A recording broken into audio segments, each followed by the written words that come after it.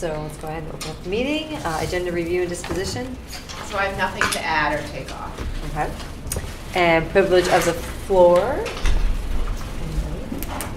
Well, welcome everybody. Student reports. There is, Madam Chair, there is no student report. I've included it into my principal's report, so at this time, if I may present to you, if you recall, the school board approved the robotics competition, and I've asked that club and group to come back. They're under the direction of Beverly Tedeschi, who's been leading this for the past couple of years, and the kids had a wonderful time. And at this time, I would like them to present for you. They have a video and a program they would like to demonstrate for you. Bev, your program. Okay. I couldn't do this, but first of all, without the parents that are here to support the kids, whether they're carting stuff when we set up our event in December. And plus Ryan Frazier, who is actually knows more about the programming than I do. I don't even know how to turn the things on. They're a little complicated. But I actually told the kids they had to do this presentation, so I'm going to ask that they come up. We have 9 of the 11 here, and this is only part of the TSA group that is involved. And I'm putting these 2 in charge, and I'm going that way.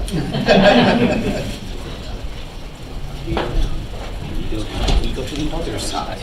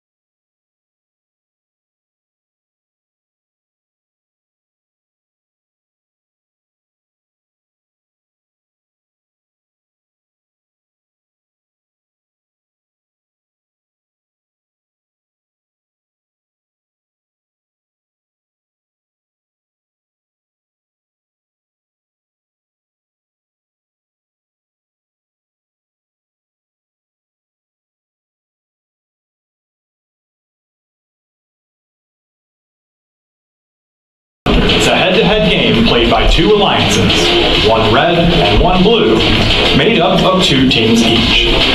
The primary game objects in VRC Over-Under are plastic acorn-shaped tri-balls with a primary dimension of just over 6 inches. There are 60 tri-balls total in an over-under match, 1 preload per robot, 12 on the field, and 22 match loads per alliance. There are 2 netted goals on opposite sides of the field. A 3-inch PVC barrier divides the field into a red offensive zone and a blue offensive zone. Each tri-ball scored in a goal is worth 5 points, and each tri-ball which makes it into an offensive zone is worth 2 points. Robots can pick up additional tri-balls from the field or retrieve them from match load zones that are in the far corners of the field. However, robots may only possess 1 tri-ball at a time. Matches begin with a 15-second autonomous period, where robots operate without input from their drivers. During the autonomous period, alliances must keep 1 robot in their offensive zone and 1 robot in their opponent's offensive zone. Robots begin with 1 alliance-colored tri-ball as a preload. This alliance tri-ball always counts towards the same color alliance as the tri-ball, regardless of where it is scored. The alliance who scores the most points during the autonomous period will earn a bonus of 8 points. Alliances may also earn an additional autonomous win point by completing certain tasks during the autonomous period. The 1-minute, 45-second driver control period begins once the autonomous bonus winner has been determined. During the driver control period, robots are free to move about the field. However, if an alliance ever finds itself with 2 robots in the same offensive zone, this is called double zoning. While double zoning, Tri-balls that are scored in an alliance's goal are no longer protected from opponent robots. The VRC over-under field also includes 2 sets of alliance-specific pipes on either side of the barrier. These are called elevation bars and are used at the end of the match for elevating robots. At the end of the match, each robot's height off the ground will be measured to determine their elevation tier. Elevation points will then be awarded based on each robot's tier relative to all other robots. For example, getting to tier E could be worth as many as 20 points or as few as 5. Elevation tiers begin at the floor and they end above the elevation bar. So, the game's a little bit complicated, but I think that might give you guys a little bit about what we're talking about.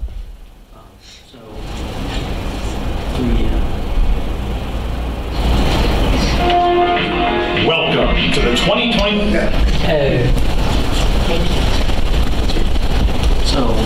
Throughout the year, we design these robots and we do a lot of iterations on them and use the engineering design process to make sketches and different designs. So this is our robot that we started.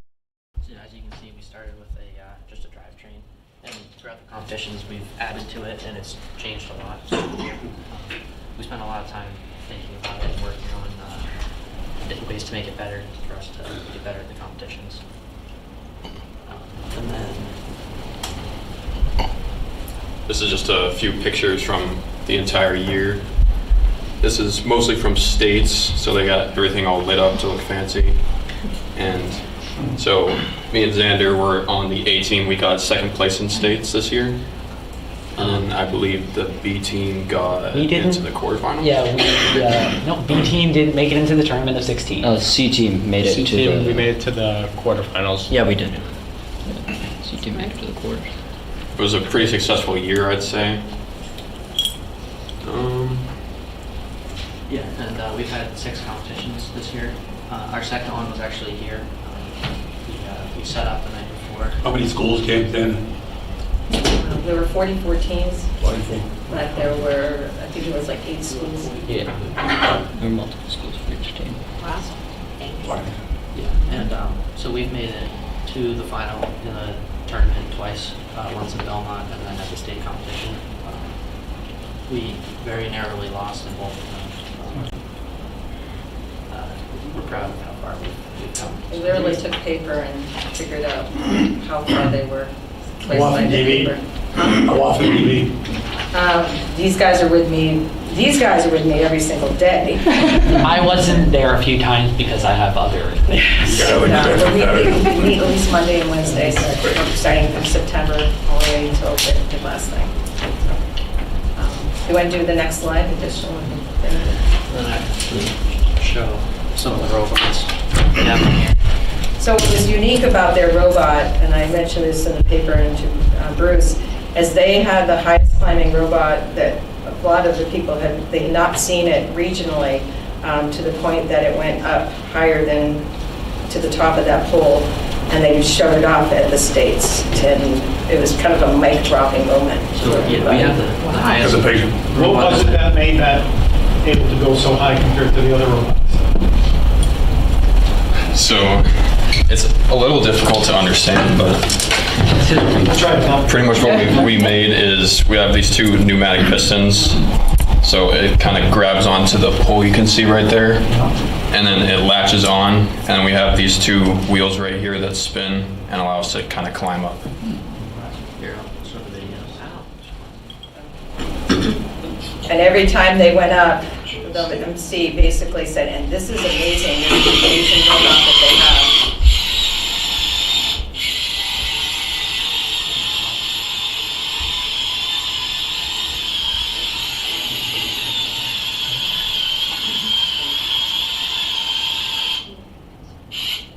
I didn't have this when you were around, Phil. How old do you think I am? Same as me. So this is just one of the mechanisms we use. We actually have 8 motors in the robot for our drivetrain. Just drive around. We've got a bunch of other ways to score points, like being able to shoot the balls across the field, put this arm up to block other people, and push them around. And a lot of the robots, none of them look exactly the same. Is that heavy? No, it's a little bit heavy, but not too far. And you can see that the 4 robots we built, we have 4 teams going, they're all very different. They're all different. Yeah. Yep. And then from the highly complicated to the highly simple, this was my bot. Instead of being aggressive, being the offensive bot, my team went with defense. So for the last 2 competitions, we built walls to block the tri-balls, because most shooters tended to be at this level. So we could block all of the shots and just keep points on our side, which tended to be pretty effective. Yeah. So our bot here, I'd say it's kind of a middle ground between complexity and simplicity. It is a 6-motor drivetrain, which very few other teams have. Thus, it has a lot of torque, and so it can't really be pushed around. And it also has a flywheel up here. And how flywheels work is they spin really, really, really fast. This big gear, and then that's one gear. And what you can do is you can drop the balls on it from about this height, I think. About an inch. You can drop the tri-ball on the flywheel, which will send it onto the opposite zone. From say you're over on this side of the field, it'll launch to the other side, scoring you points. As seen in the video. Yeah, I built this in about 2 days coming in or so, and it's geared to an 8-to-1 ratio. So when this big gear spins once, there's a small gear right here that spins 8 times. So these wheels, There's a small gear. These wheels are spinning 8 times when this big red gear spins once. So it's really fast.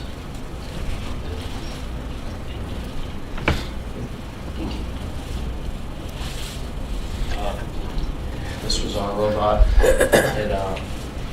All it really did was, it's really simple. All it really did was just push stuff into the goal. It worked both offensively and defensively. We could take enemy goals out of the goal, and it could go under the goal and push stuff into the goal. And these side things kind of helped keep the ball in its grasp. We also went through a lot of revisions in attempts to add new designs.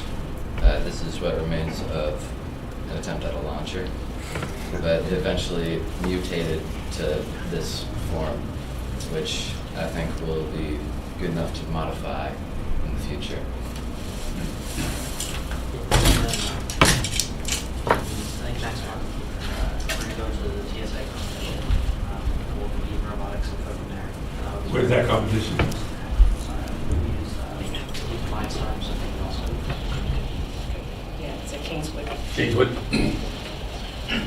Nice job, gentlemen. Nice job. I have just a couple questions. Guys, it's super impressive. I mean, this is awesome stuff. When you guys are competing, are all of these machines out there working together? You guys are working as a team, or are they individual? So each robot is kind of its own team. Yeah. So at every competition, all the other teams from every other school are kind of randomly put together, and it's 2 robots on each team. So we could be competing against each other or with each other. Right. So for example, I could be on red team with another robot versus 2 other people. Sure. Fascinating, guys. Really cool stuff. And yes, they are all running at the same time. And every match, the teams switch. So I could be playing with someone for another match, then the next match I'd be playing with a different person. Yeah. Basically end up, I think they try to make it so you play against just about every bot, or as many bots. Play with and against. Yeah. Does everybody have to use the same materials like the other schools as well? Yes. Kind of. As long as they are VEX certified, I believe that's the proper terminology, then you can build with them. There are a few exceptions, for example, rubber bands, and last year, rope. We could use that. So did each team have 4 robots? No. These are actually separated between 4 separate teams. Us up here. Each school has X amount of teams, and they have X amount of robots for each of those teams. So I built that bot there, and that's the only bot that I used this competition. I was not able to use these other ones. This is one of our match schedules from the Belmont competition. As you can see, the teams switch all the time. We compete in qualifier matches that qualify us for the tournament, and then we get to pick a partner. And in the tournament, we compete with the same partner throughout the entire tournament. And then, so 32 teams go to that tournament. So that's most of the people at every competition. Are they timed events? Is it like, you have so much time to get so many points, is that how they run it? Yeah, so there's a 15-minute autonomous period where the robot drives itself, and then a minute and 45 where we get to drive the robot. Yes. So if there were 42 schools, and they each had a specific number of robots, how did they?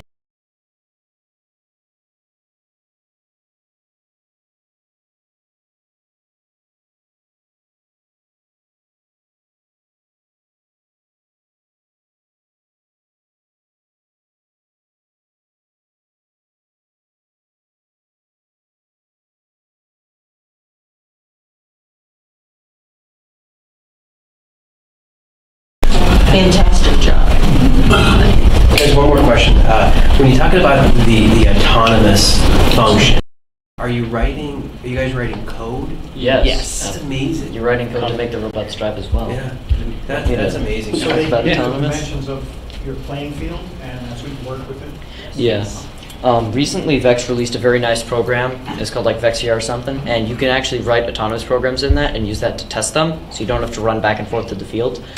If that didn't exist, it would have taken me much longer to get my autonomous working. Yeah, that's really cool. You guys should be really proud. You really should. Good job. Great job. They work in two different areas, libraries and up when the wrestlers aren't there. Awesome. They put a lot of time. Yeah, it's And I want to amazing. congratulate Mrs. Tedeschi, the advisor, who puts, lets us I have to happen. say, during that last match, they were down to the best 2 out of 3. They had lost the first one on the final round for these two, won the next one, and then we were waiting for the scores. I was thinking about, am I going to Dallas in April? What did I plan for April vacation? That's how close these guys came. That's so cool, guys. And they would have had us seed to the Worlds. We're ready to go again. Good. They have a question from someone has a question.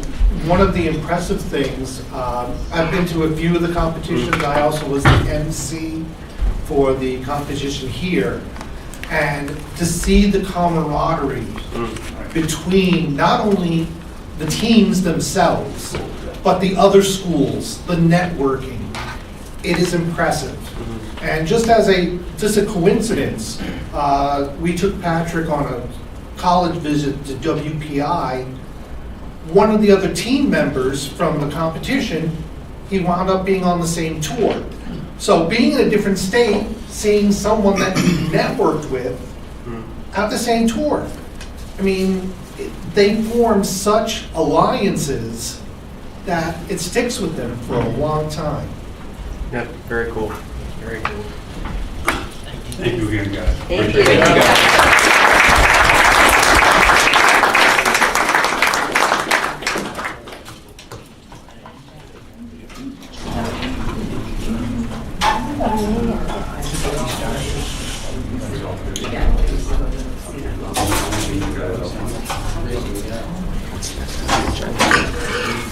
I think she's got to go back to the minutes. So I got so excited about the robotics competition that I skipped the approval of the minutes for February 6th. I was just so pumped. So we'd have to backtrack one to approval of the minutes for February 6th, 2024. Oh wait, Peter, go ahead. I wanted to propose 3 changes to the minutes if I could. Okay, so. The first one is regarding the, Peter, can you hold on 2 seconds? I can't hear you. yeah, okay, I'm sorry. Go ahead. I just wanted to propose 3 changes to the minutes from last time. The first one is regarding the approval of the minutes from January 18th. My recollection is that we had a minor correction for a typo in those prior minutes, and this reads approved as written. That was the first one. The second one is that same typo appears in this set of minutes under the non-public session. It says for the personnel. And I think we should just fix that in this set of minutes also, to say for the purpose personnel. And then the third change that I'd like to propose is regarding the first discussion item. The discussion item reads, number 1 reads, in part, it was the consensus of the board to keep the day as Columbus Day. I think that describing it as consensus of the board implies a whole lot. My recollection is that there were no motions made and no votes taken, and I would like it to just reflect that fact, as opposed to implying that we came to a consensus. No action. And that's it. And I would move to accept the minutes with those 3 changes. Thank you. Thank you, Peter. Both Peters.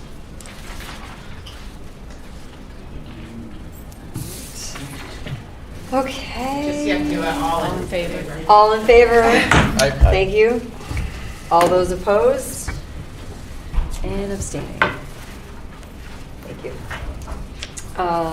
Okay, so Bruce, did you have? Yes, I have a couple of, I have a number of things for non-public, dealing with personnel after, but I do have a field trip overnight request. It's going to base camp. It's our outdoor leadership program, taking place up in Camden. It's a location they work out of. It's 8 students. It'll be properly chaperoned. They are going to get their certification, their wilderness first aid certification. It's just one overnight with the Justin Legacy is the teacher, and with the another adult chaperone. So I'll need a motion from the floor to accept that for an overnight. When is this, Bruce, did you say? March 23rd, back on the 24th. 8 students. I'll make the motion. Thank you, Paul. Second by Got it. Gordon. Thank you. Next. Oh, sorry. Have to get a vote. All in favor. Oh, thank you. All those in favor? Aye. Opposed? And abstained. Next is a request coming from the junior class, March 20, this is for next year, 27, 29, but they would like to start their fundraising now. It's an overnight in New York. And approximately anywhere between 48 to 65 kids going. And that's on March 27, 29. It's an approved program we've used in the past. It's a 2-day trip. Nothing out of the ordinary. Motion? New York City, to the Little League, they go to the UN. Same as they're doing this year. Yep. So this is for next year? This is the next year's class. Seniors are going next, the end of the month.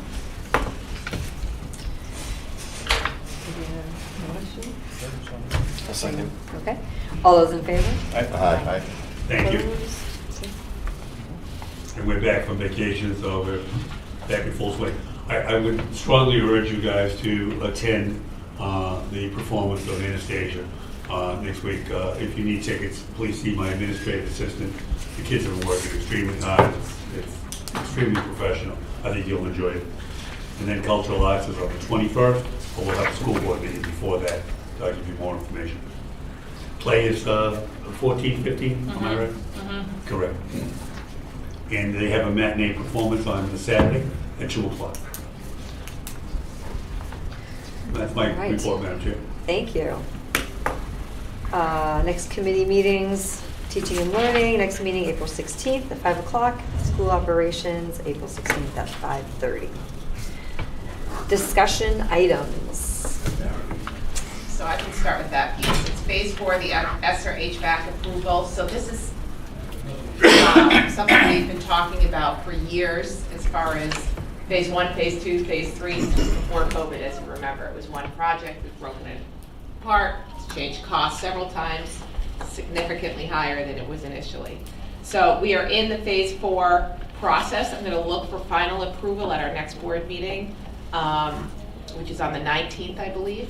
And that will be a full board meeting because it's a board reorganization, and so it wouldn't be a committee. So we'd have a few new board members and the election of a chair as well. But really what we're looking at for that project, so I just wanted to give you the background once more before you make a vote on it, is that around 200,000 will come from ESSER funds, and the rest will come from the local budget.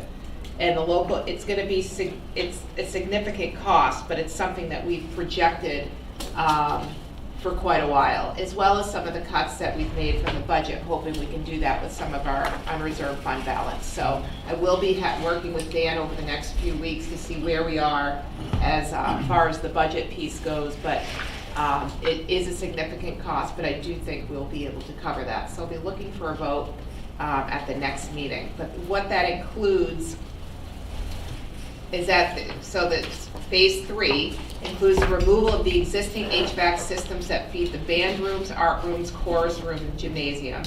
The new HVAC systems will be reinstalled, which have heat and air conditioning. Air conditioning does not currently exist in all these spaces. Those are some of those rooms that with some of our hot days that we had in the fall, got to be around 90 degrees. So we did have to displace some of those classrooms to kind of manage that as well.